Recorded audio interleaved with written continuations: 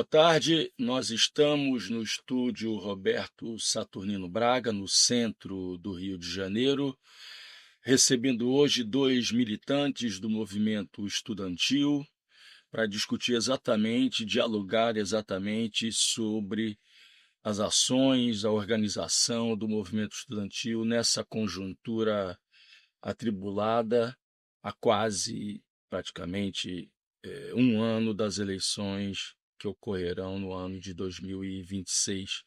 Os nossos convidados são Rafael Vidal, estudante de Direito da UF, militante do Levante Popular da Juventude e diretor jurídico da União Nacional dos Estudantes.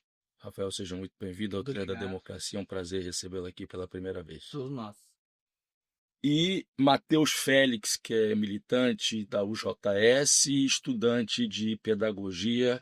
Matheus, fique inteiramente à vontade, é um prazer recebê-lo aqui. Bom, eu passo a palavra ao Normando para fazer a primeira pergunta desse nosso diálogo. Tranquilo, e renovo, né, as boas-vindas. É legal, né, ter vocês aqui. O movimento estudantil é responsável, sim, pela renovação e pelo sopro de vitalidade que a gente tem nos movimentos sociais.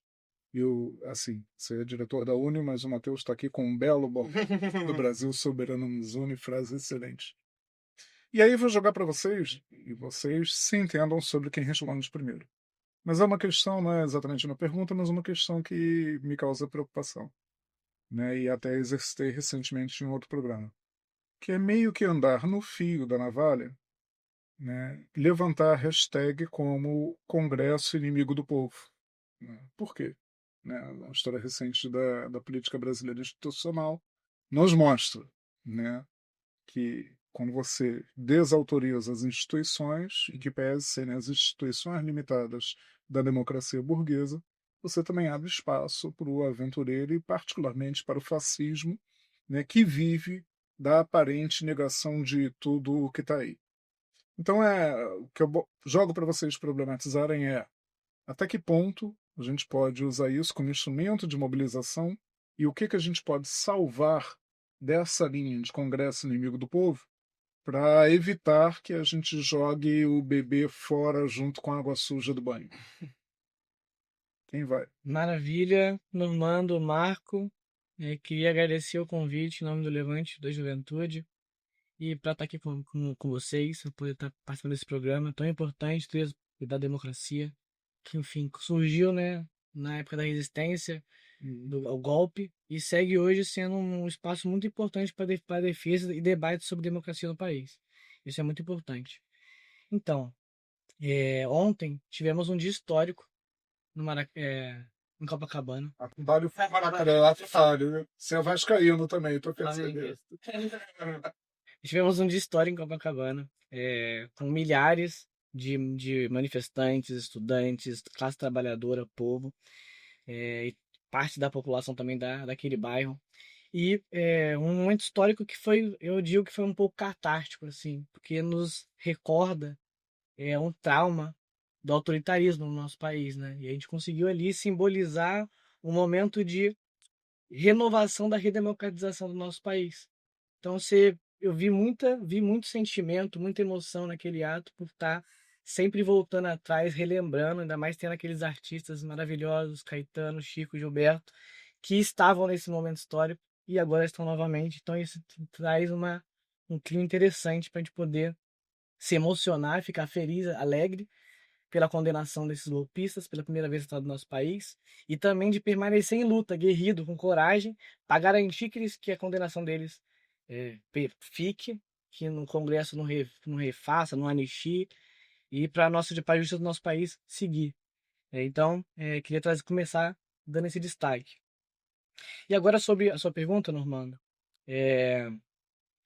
entendo que esse debate sobre a criminalização das instituições é realmente algo que é delicado, porque, enfim, apesar de nosso Congresso Nacional ser composto, por sua maioria, por políticos que não representam a classe trabalhadora, que não representam o povo brasileiro, mas sim interesses de classes, de privilegiados, apesar disso, é complicado apontar o dedo e criminalizar um dos 3 poderes do nosso país, que sustenta a nossa república, a nossa democracia. Então, é importante a mobilização, apontar, porque boa parte desse Congresso, sim, é inimigo do povo, mas temos que destacá-los também. Então, é muito importante, é, é, como teve em São Paulo, foi muito bacana que, isso, e acho que foi em BH também, que os manifestantes levantaram as fotos desses parlamentares que votaram a favor da PEC da blindagem, que votaram a favor da PEC da anistia, para poder dar nome aos bois também, porque a gente, enquanto povo, podemos mudar esse Congresso.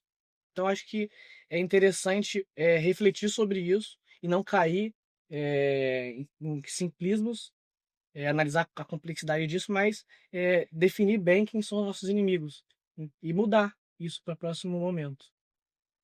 Beleza. Vamos lá, então a bola contigo. Primeiro, reforçar aqui e agradecer o convite em nome do JS. E sobre essa questão, eu queria linkar com um ponto que é a semiótica das fases, né? Que eu acho que é difícil a gente apontar. A chamada Congresso do Povo, de fato, ela é popular, no sentido de ser, de fato, o excesso de linguagem, né? De conseguir traduzir bem o momento que a gente vive hoje, no sentido que o Congresso aprova. O meu pai, falei com um comentário familiar, que ele falou assim: aprovou a licença para roubar, né? Foi isso que meu pai falou, assim, né? Então, isso traduz, de fato, para a linguagem popular o que a gente sempre espera, né? Como um movimento estudantil sempre pensa como a gente consegue traduzir nossas grandes pautas e grandes lutas, né, para grandes mobilizações. Acho que essa frase, de fato, consegue, até certo ponto, traduzir isso, mas ao mesmo tempo nos preocupa de ter um Rembrandt de 2013, né? Assim, também é uma preocupação nisso, né? A gente também viu, tanto nas mobilizações, nas redes sociais, desde a convocação do ato, pessoas falando assim, é um ato sem partido, é um ato, né? Eu vi vários comentários soltos nas redes sociais falando isso, né, de ser um ato que acabou não sendo, de fato foi um ato organizado pelos movimentos sociais e pelos partidos políticos da esquerda, mas um Rembrandt um pouco de uma preocupação de se representar em 2013, e eu acho que é um grande desafio nosso conseguir traduzir a política, né, assim, tanto traduzir o impacto da PEC da blindagem para o povo, o que isso significa, mas também com uma preocupação de ter uma linguagem acessível no sentido de não cair em uma falsa semiótica. Eu acho que a inimigo do povo o Congresso inimigo do povo, ele consegue traduzir isso, mas talvez hoje não seja o que traduz sem cair no limbo ou numa fina navalha, como você disse, de uma Rembrandt de 2013. Verdade. Boa ponderação. Queria pegar, explorar só mais um pouquinho daí, a partir de uma lembrança tua e também te provocando a respeito. É um tema mais delicado, mas fiquem à vontade para falar o que vocês acham. Porque quando você falou das fotos, eu lembrei, né, claro e inevitavelmente, dos 12 do PT que votaram, Gilmar Tato e outros, né? Me parece que, tirando Gilmar Tato, os outros não têm muita expressão de liderança dentro da bancada. Muita gente do Piauí, muita Sim, gente de Minas, e o resto é de São Paulo. Acho que Paulo. basicamente são 3 bancadas. Me parece que ali, né, também sem querer demonizar, né, mas me parece que nesse movimento, esse movimento dessa dúzia, foi meio que inspirado por uma política que é feita a partir dos gabinetes, né, e das discussões palacianas, sem efetivamente considerar aquilo que é importante ou a opinião, né, da massa da população e mais especificamente da massa trabalhadora, né? Ou seja, me parece que o que predominou nesse fato dessa dúzia votar na PEC da blindagem, o que a gente vem se referindo como bandidagem, né, é um predomínio de uma cabeça política pensando dentro dos palácios, em vez de pensando no asfalto, nas manifestações onde é o nosso lugar, né? Onde o camarada Paulo Vanuc sempre falava que, né, a tempestade existe nas ruas e a esquerda existe para cavalgar a tempestade, não existe para articular dentro do palácio. O que vocês acham disso? Eu acho que muitos se arrependeram. Deputados da esquerda que votaram, porque acho que o Congresso e os deputados da esquerda que por acordos ou por situações medidas com medidas dentro do Congresso Nacional, não sabiam o impacto que ia ter a PEC da blindagem, né? Eu acho que primeiro foi uma surpresa, porque foi uma PEC botada quase de madrugada, que ninguém sabia, não teve divulgação prévia de luz em foco a PEC, e quando foi votado no dia seguinte foi um boom nacional. Eu acho que boa parte do parlamento não tinha dimensão do que isso poderia causar, né? Não tinha um pouco de falta de dimensão do que isso poderia ter de divulgação nas redes, da população, de estar na boca das pessoas, né? Tá na boca do povo mesmo hoje, né? No trem, no ônibus, as pessoas estão comentando sobre isso, do absurdo que era a PEC da blindagem. Acho que o Congresso não tinha tamanho da dimensão do que essa pauta poderia se polarizar tão rápido, né? Porque foi muito rápido. A da votação até o boom nacional, a convocação do ato do dia 21. Então, o primeiro eu acho que é isso. O Congresso não tinha tamanho de dimensão do que isso poderia causar. E acho que os parlamentares, tanto do PDT, alguns votaram a favor, do PSB e também do PT, eu acho que todos se olharam e fizeram tanto que agora, após a convocação dos atos, muitos fizeram notas de retratamento, né? Vídeos, muitos fizeram pedidos de desculpas quase que públicos à sua população do seu estado, a quem votou, né? Os eleitores que prestaram confiança, se Só arrependeram. para o presidente nacional do PSB, o prefeito do Recife, João Campos, teve que gravar um vídeo dizendo que não, João Campos, o prefeito, Sim. dizendo que ele é contra a anistia, contra a PEC da bandidagem, que a orientação dele foi do voto contrário, mas a bancada O irmão dele foi votou a liberado. favor. A bancada foi liberada. Eu tô falando do prefeito. Sim. Assim, o irmão do prefeito Mas federal. o irmão dele soltou nota de arrependimento também. Foi um dos Então, que. é só para dizer Tom que, Wilson, na verdade, Votaram o ato dele ter ido gravar ele que surfa nas redes já é um sinal de um arrependimento, entendeu? Sim. Só para desculpar a parte. Não, assim, acho que é nessa Você nem me deu a parte. Mas acho que é nessa linha, acho que.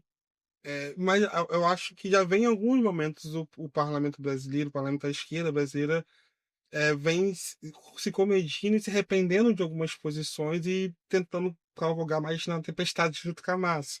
Eu acho o exemplo disso a escala 6x1, né, que foi um movimento que, de fato, não estava sendo organizado pelas centrais sindicais, surgiu do TikTok, surgiu da rede social, se polarizou muito rápido e depois todo mundo voltou atrás para ter essa pauta no centro da esquerda, né?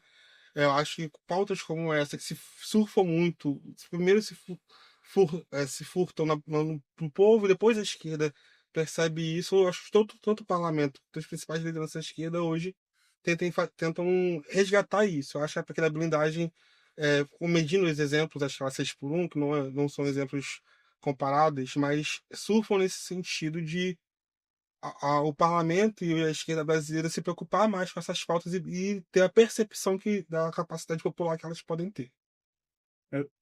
Antes de você falar, pegar só uma fala tua rapidinha, que não são pautas comparáveis, e talvez isso tenha sido o pecado desses parlamentares também, porque trataram essa pauta, que na verdade é a defesa do Estado Democrático de Direito e da transparência na administração, né, com relação à blindagem, pegaram essa pauta e transformaram numa pauta negociável. Porque o 6x1, por exemplo, é princípio, mas você poderia negociar, eventualmente, com outras benesses para a classe trabalhadora, né? Ainda que sob carga semanal, jornada, ou férias, etc., licença paternidade, que é reivindicação e tal. Mas esse caso não. Né? Não tem o que negociar em termos de defesa do Estado Democrático de Direito. Vai, cara, desculpa ter... Nada, que isso. Muito, muito bom esse debate, muito boa a contribuição do Matheus. E eu concordo, acho que foi um grande tiro no pé, tanto dos parlamentares de esquerda que votaram, quanto dos de direita, de centro. É muito engraçado, né? Entre aspas, ver a turma da Lava Jato querer a ausência de responsabilidade, mudando o discurso, né? E ver ele se chocando com relação a isso, né? A gente quer combater a corrupção, mas a gente não quer combater a corrupção. Então, o povo não é bobo, como Sim. seu pai falou. O povo sabe que isso daqui é legalizar a corrupção, além, né, legalizar que o crime organizado, que é uma coisa que é um debate que está acontecendo no nosso país, facilitar a permeabilidade dele no Estado, né? E esses deputados não podem ser julgados por causa desses crimes. Então, foi um grande tiro no pé. E é, os parlamentares de esquerda que votaram têm que ser cobrados e têm que sustentar isso. E aí tem esses mecanismos de você poder esclarecer, se desresponsabilizar, mas o que foi, foi, o que não foi, não foi, né? Então tem que assumir essa responsabilidade com o povo que votou nele, né? Então é importante que a população cobre, porque não tem como a gente aceitar isso. O legislativo não serve para poder julgar. E essa é uma prerrogativa do judiciário, então. E o povo entende isso muito bem. É, é preciso dizer, esclarecer a nossa audiência que esse programa está sendo gravado no dia seguinte aos atos que aconteceram no dia 21 de setembro, hoje é dia 22 de setembro, e esse programa está indo ao ar no dia 5 de outubro, que é o aniversário da promulgação da Constituição Federal de 1988, isso é importante. Estava de cabeça baixa porque eu estava vendo As datas. essas datas, né? Bom, e com isso, lógico que vão ser feitas várias análises, a gente ainda está com a poeira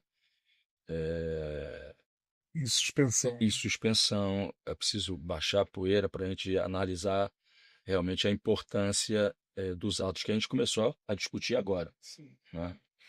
E eu queria fazer uma provocação a vocês. Quem faz provocação geralmente é Normando, mas eu queria fazer uma provocação a vocês. É, eu acho que é evidente a importância dos atos que aconteceram em inúmeras cidades do território brasileiro.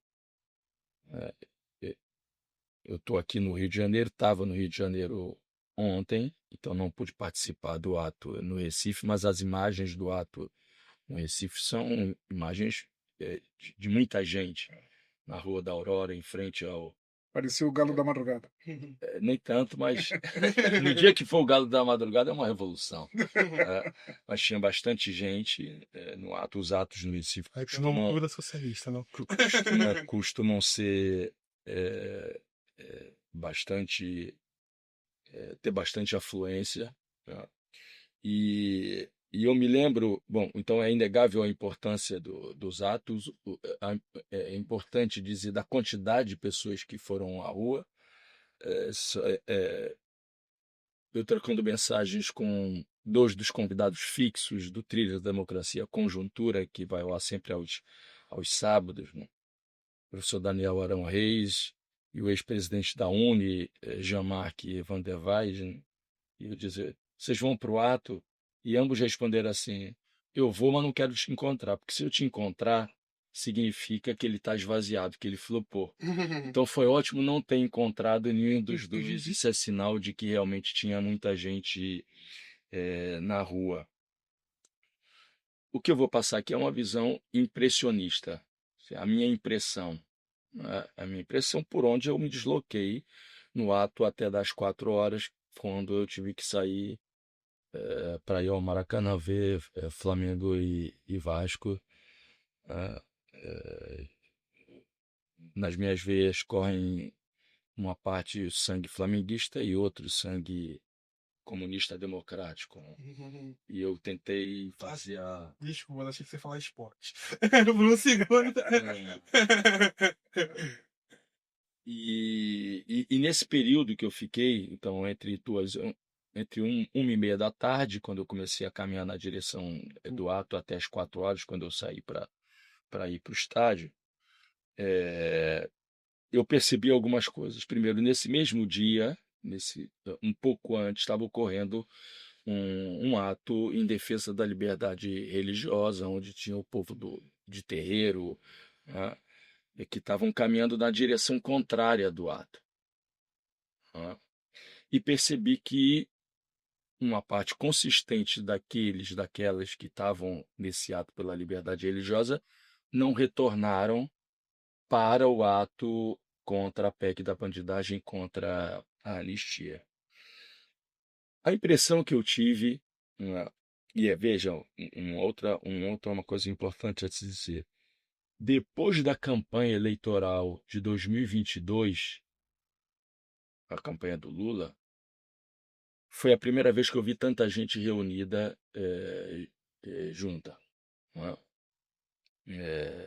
Então é importante dizer isso, porque há pouco tempo, em algum programa passado, eu acho que foi no diálogo com Boito, em que se falava da força do lulismo e a força Sim, do petismo, que o lulismo é é maior maior. que o PT, e ele falou exatamente isso. A última manifestação de massas que a gente teve não foi por conta do PT, mas foi por conta do Lula. Eu acho que o que aconteceu ontem, né, é a prova de que existe uma força que vai para além do Lula. Mas feitas essas ressalvas, né, eu percebi que havia, volto a dizer, isso é uma impressão minha, tá? Não fiz uma pesquisa, né, sobre quem estava lá, a origem social, origem de classe, etc. Mas a percepção que eu tive é que era um público basicamente de classe média progressista, né? Que ainda bem que saiu às ruas. Ainda bem que, passados anos da eleição de 2022, foram às ruas. E por que eu fiz referência ao ato que foi na direção contrária pela liberdade religiosa, em que estava o povo do terreiro, né? Povo de terreiro. Direção geográfica. Geográfica, Não política. geográfica, não direção intelectual e moral em termos gramscianos, né? Estava na Índia e não retornou.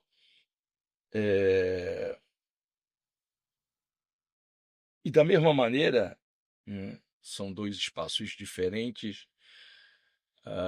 E eu estou aqui focando uma questão, como é impressionista, étnico-racial. Não é? Então, esse povo que estava no ato da liberdade religiosa era um povo negro. Da mesma maneira como na torcida do Flamengo,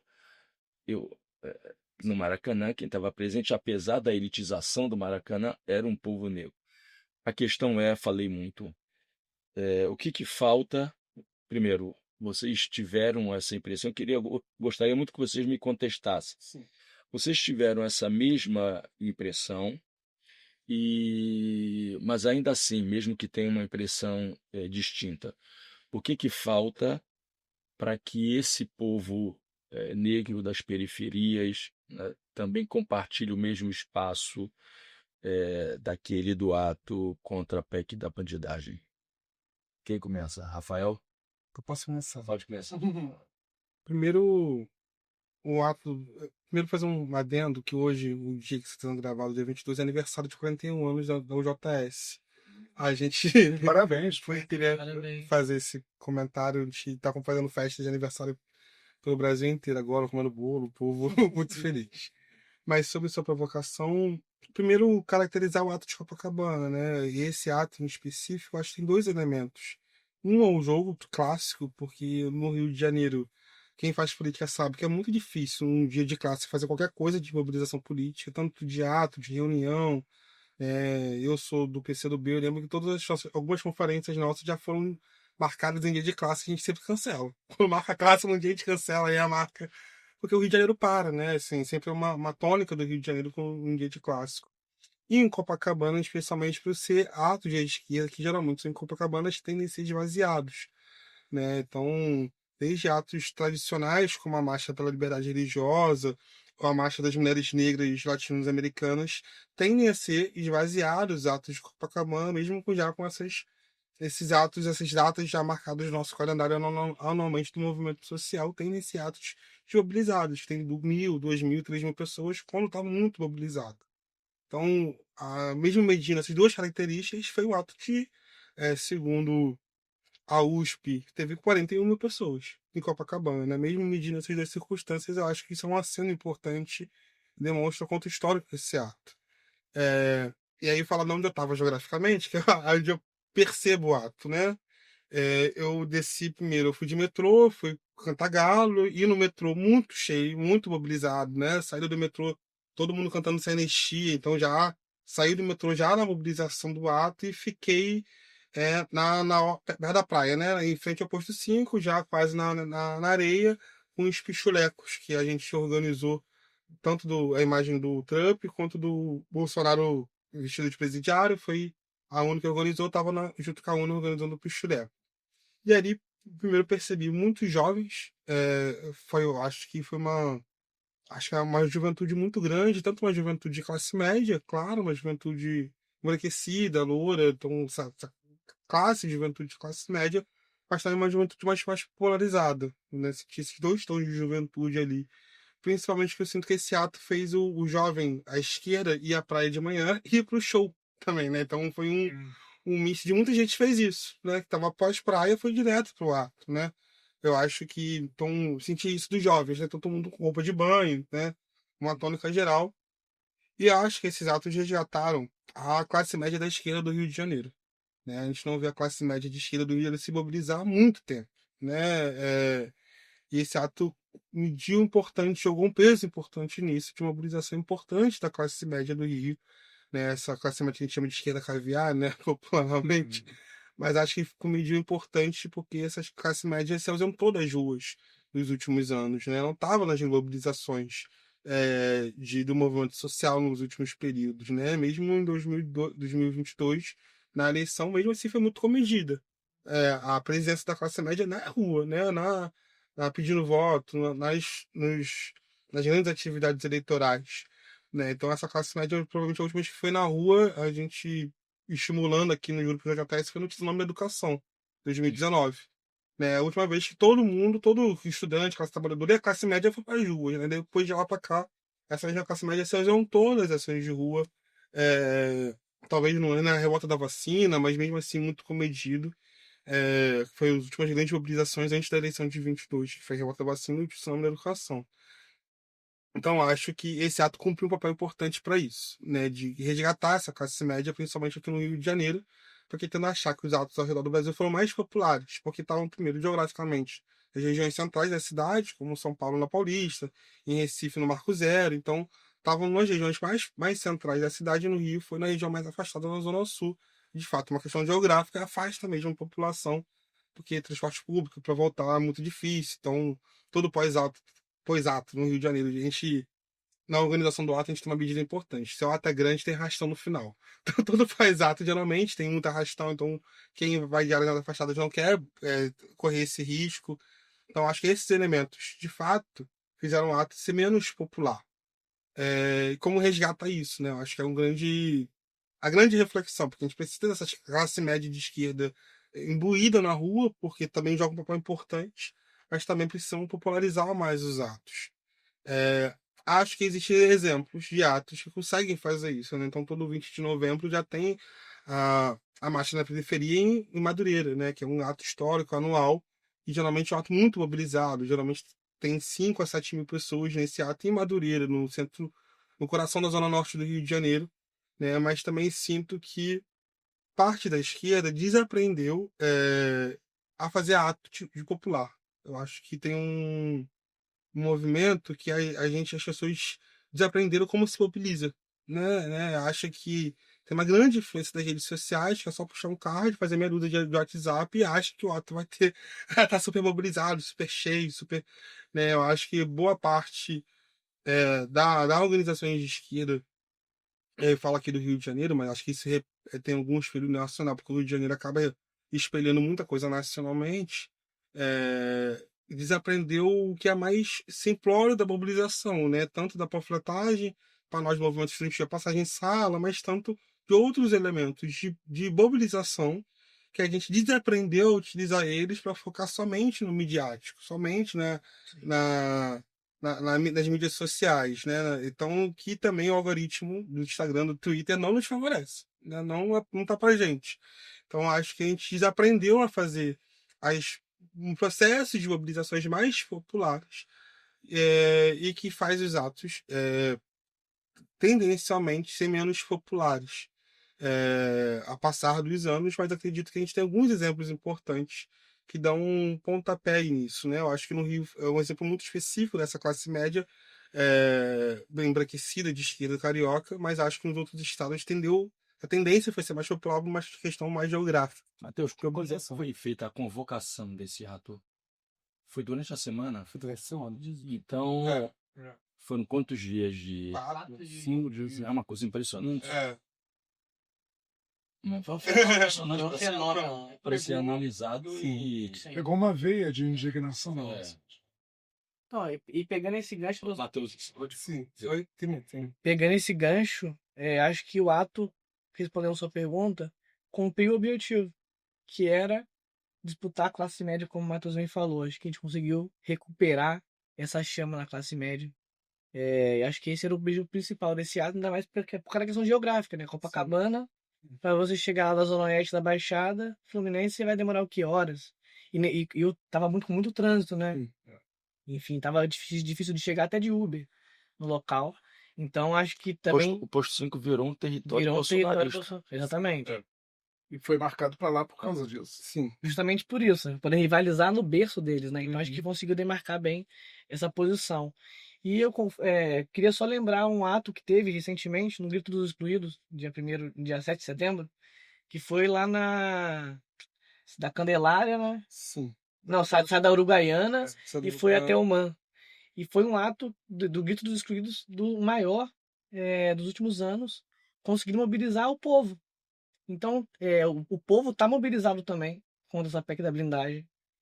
Agora a gente precisa conseguir levá-los cada vez mais para esses atos. Mas também tiveram mobilizações dos regiões centrais que conseguiríamos ver esse perfil da população de forma mais clara.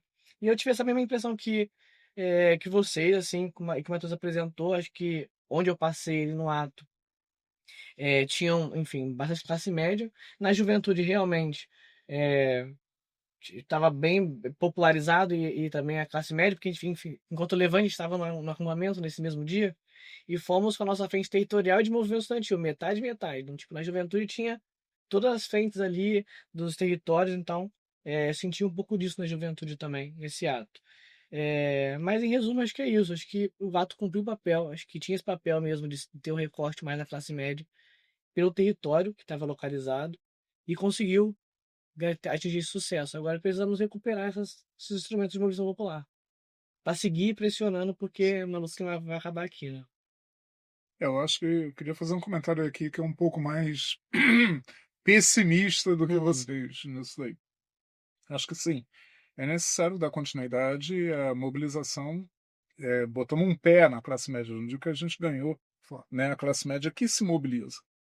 E que é fundamental para as grandes disputas que a gente tem, né? A campanha das rediretas, você estava comentando aqui da mobilização e da tua impressão pessoal, e eu estava me lembrando do 10 de abril de 84, né, no comício de 2 milhões de pessoas, majoritariamente era a classe média que estava na rua. Não era a população da periferia, não era com um corte de classe expressivo da classe trabalhadora. Eu ainda estava na Itá, não. Tu já tinha saído? Não, eu já estava na faculdade de Direito. Depois, quando terminar, eu vou fazer um comentário sobre essa experiência. Da Diretos? É. Mas, enfim, não chega a ser nem a crítica famosa já do Mano Brown na campanha do Haddad em 18, né, e aliás tem um monte de coisas criticáveis naquela campanha, né, e parênteses, especificamente me incomodou muito o tom da campanha, que enquanto o fascismo estava vendendo um falso futuro na campanha do Bolsonaro, que era de aparente ruptura institucional e contra tudo que está aí, a gente vem para a rua com uma campanha de volta ao passado, Brasil feliz de novo. Quer dizer, até dentro da semiótica, né, que se invocou ainda há pouco, me pareceu um erro grosseiro. Mas cabe aquele puxão de orelha do Mano Brown com relação à esquerda, abandonar a periferia, né, e cabe uma frase, né, mais do que secular, século e meio quase, que é famosa do jornalista Aristides Lobo, quando ele vê a proclamação da República, que o povo assistiu bestializado. E por quê? Né? Aí eu acho que a gente tem que fazer dar a cara a tapa sobretudo a esquerda institucional, de uma forma que a gente não está acostumado a fazer. A redemocratização não chegou na periferia das grandes cidades. Não chegou na Favela da Maré, não chegou em Paraisópolis, né? E a gente trabalha a política de massas, né, meio que esquecendo isso. Né? Meio que esquecendo que, por exemplo, e aqui um exemplo muito concreto, né? Eu opero o movimento sindical. Dentro do movimento sindical, a maior central do país, a CUT, né, com todo o respeito às demais centrais de esquerda, a CTB, etc., a CUT não se vê representada, por exemplo, na campanha contra o fim da escala 6x1. Porque a maioria das categorias organizadas já trabalham 5x2. Né? E isso, para mim, é um sintoma, mais do que um retrato em si, é um sintoma muito grave desse distanciamento da esquerda organizada e a periferia. Mas isso estou falando uma observação genérica, né, que acho que cabe para esse movimento e acho que cabe para a gente pensar como é que a gente mobiliza, pensar como é que a gente chega no povão que pega o trem da Central, né, que hoje é muito menos representativo do que era 10 anos atrás, mas ainda é expressivo, né, no povão que pega o BRT para a Zona Norte, para Leopoldina, para o subúrbio da Central, né, para Campo Grande. A gente tem que chegar ali. Né? Claro que o fato da cidade ser partida, né, ser fragmentada e da mobilidade urbana ser absolutamente caótica e também injusta, acentua a desigualdade social, contribui para isso. Mas quando quer, a esquerda consegue chegar lá. Acho que está faltando querer, está faltando vontade política e está faltando estratégia política para chegar lá. Enfim, mas foi mais desabafo do que O Trilhas também terapia, né? e é também memorialística, né? Neumano falava do comício das diretas de 84, e eu perguntei se nós estudamos na mesma escola, a Escola Técnica do Arsenal de Marinha do Rio de Janeiro, ali no 1º Distrito Naval, na Ilha das Cobras. E quando ele falou do comício, no dia do comício, em 1984, a Marinha cancelou o expediente do Arsenal, porque viu o risco de que uma boa parte que desse contribuição também com pessoas, operários, que fossem também para lá, e também outros riscos, aí só recuperando documentos da época para saber. E eu tive que, como foi cancelado, eu acho que foi meio expediente, na verdade.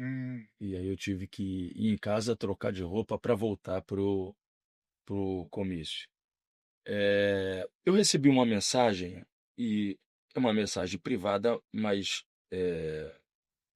de outro convidado que já esteve presente exatamente nesse estúdio, que é List Vieira, ex-militante da esquerda armada,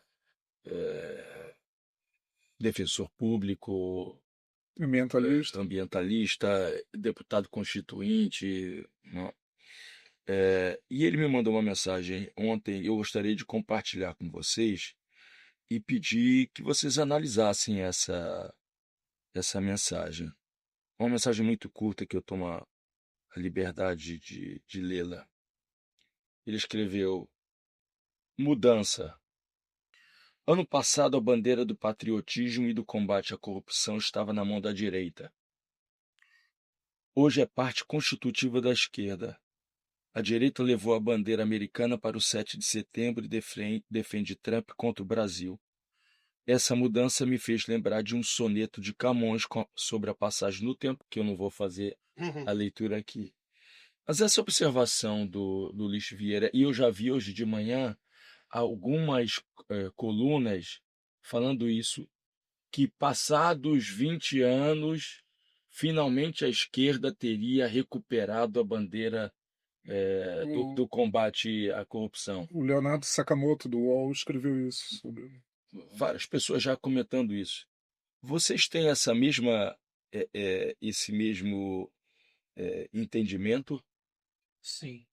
Trump nos deu um presente. Trump nos deu um presente. Não, sim, eu não estou nem falando da questão do Trump, Quando eu cheguei no Maracanã ontem, havia uma figura muito bizarra, né, com uma calça com a bandeira americana e colocado sem camisa, e ele pintou no peito um anistia sim. Mas eu não estou nem falando da questão do Trump, mas essa questão de que a esquerda teria recuperado a bandeira do combate à corrupção. Vocês concordam com esse tipo de análise que já começou a circular nos meios de comunicação tradicionais? Então, primeiro eu queria, porque são dois comentários, né? Sobre recuperar a bandeira e sobre combate à corrupção. Sobre recuperar a bandeira, eu acredito muito que as ofensivas estadunidenses ajudaram a esquerda, o governo e o povo brasileiro a se unificar em torno do país.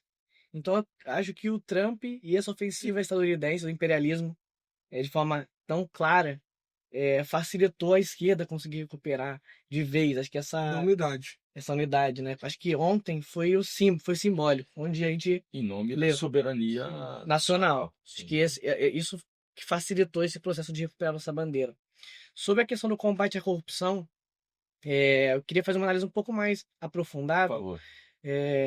que é um tema que não é simples, né? Na história do nosso país, ele sempre foi a tônica e sempre invocado em momentos específicos da nossa conjuntura e que normalmente vem contra nós. São toges criados, que a gente viu isso mais recentemente na Lava Jato, para poder desconstruir um governo que vinha se reelegendo com políticas públicas avançadas para o nosso país, com crescimento, com Desde desenvolvimento. pelo menos os tempos da UDN contra a Vargas. Exatamente, toda a Vargas, A deposição de 45 já 45, não, sempre invocado, é a tônica, né? Do imperialismo contra nós. E isso é financiado pela FBI, CIA, com um discurso de combate ao tráfico, ao crime organizado, enfim. Então, essa pauta sempre foi utilizada contra nós, de uma forma virulenta, para destruir as nossas reputações e etc. Acho que nesse ato, só que em contrapartida, né, a esquerda, desde que assumiu o poder com Lula, na redemocratização, vem fomentando no Estado no mecanismo de combate à corrupção, fortalecendo o CGU, TCU, Polícia Federal, Ministério Público, às vezes até demais, no caso, com essas leis que foram aprovadas pela Dilma na época das mobilizações de 2013, né? Da ficha limpa, da delação premiada e tal, fomentou até demais essa estrutura de combate à corrupção. Então, o PT, a esquerda, é sempre mais afetada, mas a contrapartida é sempre quem mais financiou no Estado esses instrumentos. E hoje, a gente, enquanto esquerda, vê a direita querer desconstruir tudo isso em nome sei lá, deles. E a gente aponta, não, a gente quer o combate à corrupção. Acho que é um momento importante a gente poder falar, não, a gente quer o combate à corrupção.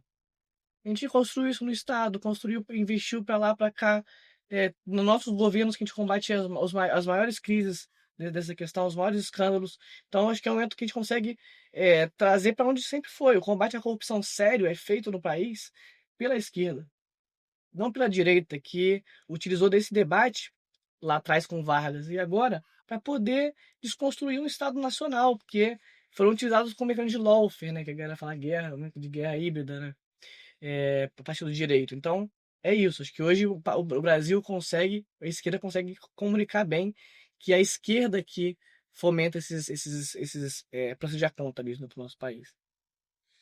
Eu acho que a conjuntura brasileira faz umas pegadinhas com a gente, de vez em quando. Porque esses dois elementos, tanto da corrupção, tanto do resgate da bandeira nacional, quando se a gente tivesse nesse mesmo podcast 6 meses atrás, a gente já teria falado que é dado que o Lula ia perder, que é eleger Bolsonaro, outra figura do fascismo brasileiro, né, do neofascismo brasileiro. A gente já estava 6 meses atrás. Quando foi a carta? Quando foi a carta do Trump? 9 de julho. 9 de julho. 9 de julho. Eu acho que tem um marco. Tem um marco simbólico. Então, a gente 6 meses atrás perdemos de símbolos, né? Então, a gente não estaria aqui debatendo hoje isso da bandeira nacional, do combate à corrupção, que a gente estava diminuindo, o momento de minguando mobilizações do governo, que não sabia se comunicar, que tinha pouca capacidade, algumas entregas, mas sem capacidade de comunicar as falsas entregas, que não estou fazendo juízo de valor, se elas foram as melhores entregas que poderiam ter sido ou não, mas mesmo assim, as poucas que tiveram pouca capacidade de divulgação, de tradução disso. E hoje a gente está em outro momento que estamos resgatando os símbolos brasileiros, né? Nós somos, e acho que existe e aí eu quero fazer um adendo com a fala do Rome, que é a esquerda institucional e os movimentos sociais.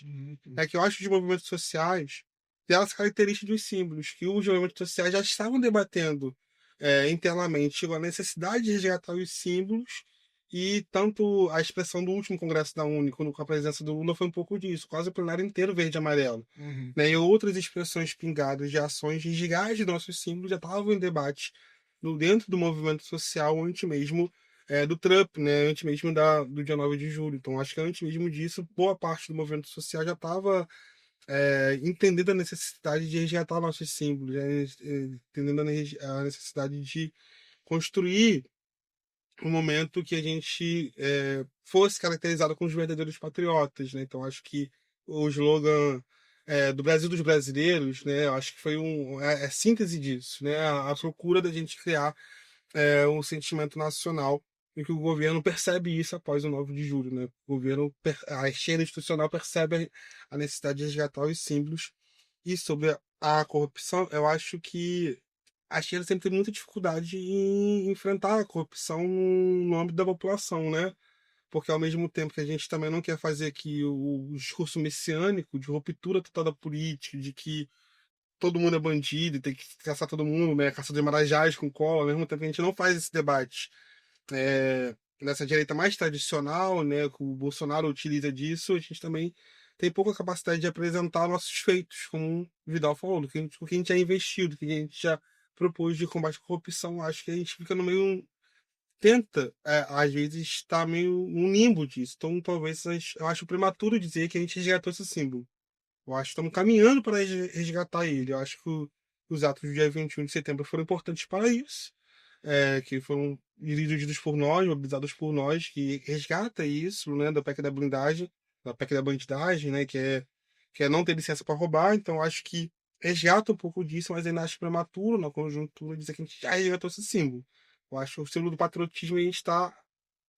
Poderia, acho que o símbolo a gente conseguiu resgatar, né? Matheus, tu ia falar alguma coisa, não, Mário? Não, um comentário breve sobre corrupção, só um resgate histórico. Deixa eu só fazer uma pergunta. Para quem não tem informação nenhuma sobre o que aconteceu no Congresso da UNE, como foi recebido o Lula durante o... Super bem, Super bem. super bem. Super bem. Houve algum setor alguma delegação do movimento estudante Não. tenha... Ninguém foi espancado, não. Não teve isso. Não teve isso. Ele foi aclamado? O espaço superlotou, inclusive. O espaço. Nem por essa inteira eu não consigo entrar pra ver o Lula. Legal. Legal. Calor de Goiás. Não, mas rapidamente, só para completar, a gente estava fazendo um resgate muito rápido, mas a coisa do discurso da direita com a corrupção, né? Tem uma diferença, me parece, e nisso se articula com a coisa do resgate dos símbolos das bandeiras. Por quê? A deposição do Vargas em 45, em que pese, né, ditadura institucional, etc., era uma ditadura nacionalista, indubitavelmente, ela é feita com a bandeira da corrupção e articulada com Washington, com o governo Truman. A resistência a JK e depois, né, no fim do governo também, as ameaças a Juscelino e a campanha do Jânio, ela também é feita com uma articulação internacional, né, antidesenvolvimentista. Né? Por isso que o símbolo de campanha do Jânio Quadros era a vassoura para varrer a sujeira do JK para fora de Brasília. E o mesmo discurso da corrupção ele vem aí assumidamente articulado com Washington nos governos Kennedy e Lyndon Johnson para o golpe de 64 contra o João Goulart. Mas em nenhum desses momentos, esses militantes da UDN e da direita golpista, tradicional ou arrivista, foram para a rua com bandeira dos Estados Unidos. Né? Eram Eles não caracterizados. eram vencidos aí. Não É, tinham rompido com os não tinham rompido com os nacionais. Eram indubitavelmente políticos entreguistas, estavam articulados com Washington, mas não saíam mais claras dizendo isso. Não iam para a TV com uma carta de sequestrador, como Eduardo Bananinha, dizendo exigências para devolver o sequestrado. Né? Não existia isso. Isso é novo na política né, brasileira com relação à ameaça ao um símbolo nacional. Né? Então, acho que isso contribui muito. O E- discurso do combate à corrupção sempre teve presente, que eu falei aqui desde Mas vai antes Alzheimer, ainda. eu acho que os tenentes já Já recuperaram recuperaram. Sim, o Sim. discurso do. já tinha, Né? com Agora é, a pri- relação à República Velha. Uhum. agora é a primeira vez que, de fato, apesar de ser entreguista, essa direita, é a primeira vez que se recorre aos símbolos dos Estados Unidos. É, primeiro, Acho que foi, não, tenho convicção de que foi um brutal erro de cálculo político eu queria. e que o 9 de julho É, foi no- a carta foi 9 de julho. vai entrar para a história como um marco É, dessa virada de conjuntura. Né? conseguiram ressignificar a data da Revolução Constitucionalista, né, que os paulistas gostam tanto. É feriado estadual. Mas, enfim, tem um dado também sobre a corrupção que eu acho que, via de regra, a gente se atenta pouco, é que o peso da corrupção, o peso de uma denúncia de corrupção, ela é muito maior para a esquerda do que para a direita. Porque é uma contradição. Sim. Né? A corrupção de um político de direita, bicho, por mais que seja legal, é a radicalização do discurso político e da ideologia deles, que é do individualismo, do se dar bem, né? Eu quero é me aproveitar. Então é coerente. O que eu quero dizer com isso é que a denúncia de corrupção de um político de direita não assusta tanto o eleitorado dele quanto assusta ao eleitorado de esquerda, que vai cobrar a contradição entre a defesa da igualdade e o fato da corrupção em si. Isso é uma coisa que a gente tem que pesar também quando Instrumentalizando, inclusive, São Francisco de Assis, com a redanda que se recebe do Roberto Cardoso Alves, né? era Roberto Deputado. Carlos Alves, né, deputado. Eu tenho uma pequena reflexão sobre isso que não sei se entra em choque com sua avaliação. Porque eu entendo que o marco que a Lava Jato trouxe para o nosso país e para o sistema político, de que você, mesmo não tendo culpa, você vai ser julgado, vai ser preso, vai ser colocado nessa situação de ser exposto na mídia, enfim. Às vezes com fabricações de delação para poder construir a prova, para poder te incriminar, etc. Esse medo, né, do judiciário que a Lava Jato colocou na política, eu acho que ele repercute sim na direita. Sim. Porque, tipo, tudo bem, eu entendi sua reflexão de que no eleitorado dele tem menos efeito que o nosso eleitorado. Mas ele tá com medo de ser preso. Tanto que veio a PEC. Tanto que veio a PEC. Eu acho que a PEC ela consegue transcrever um sentimento mais profundo, que eu acho que não é de esquerda e de direita. Assim. Acho que a Lava Jato ela bagunçou nossas instituições e descredibilizou principalmente o poder judiciário, por causa da figura do Moro, que era um juiz que não era juiz, né? No rigor da lei. Mas só que isso, acho que essa é uma reação a esse juiz enorme, sabe? Então acho que tem essa dinâmica dos poderes que precisa ser reajustada. Eu acho que a esquerda também precisa olhar para isso. Porque já estamos olhando, né, com essa crítica ao lawfare e tudo mais. Precisamos refletir seriamente, porque a PEC da blindagem foi a forma como que eles acharam que podiam resolver esse estranhamento. E qual é a nossa forma de resolver? Aí tá. Aí que tá. Mas veja, sobre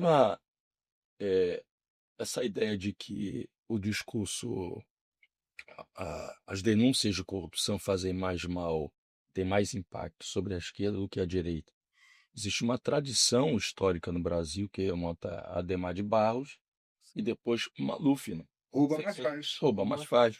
Então é aceitável para políticos tradicionais de São Paulo essa ideia de que uma denunciazinha de corrupção é porque ele é um bom administrador.